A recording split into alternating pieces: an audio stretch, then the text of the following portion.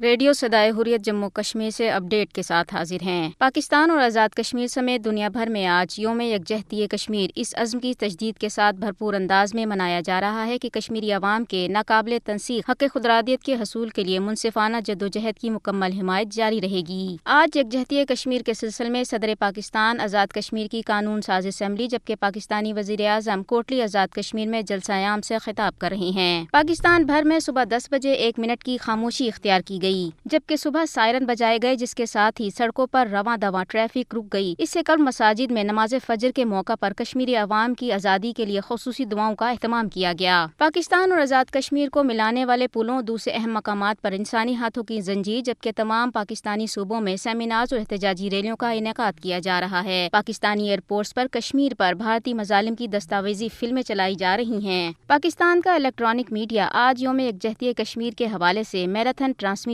چلا رہا ہے جبکہ پرنٹ میڈیا نے خصوصی زمین میں شائع کیے ہیں۔ آزاد کشمیر کے دارالحکومت مظفر آباد میں برہان وانی شہید چوک میں ایک بڑی احتجاجی ریلی منعقد کی گئی ہے جبکہ پاکستان کی تمام مذہبی، سیاسی اور سماجی تنظیمیں بھی آج آزاد کشمیر میں تقریبات کا انعقاد کر رہی ہیں۔ برطانیہ، جرمنی، پرتگال، اسپین اور امریکہ سمیت دنیا کے دیگر ممالک میں بھی آج کشمیریوں سے یکجہتی کے لیے آن لائن سیمینارز اور بھارتی سفارت خانوں کے باہر ریلیاں منعقد کرنے کا سلسلہ جاری ہے۔ پاکستانی وزارت خارجہ نے اقوام متحدہ اور عالمی برادری سے مطالبہ کیا ہے کہ تنازع کشمیر کے حل کے لیے اپنا کردار ادا کرے۔ اپڈیٹ ختم ہوا۔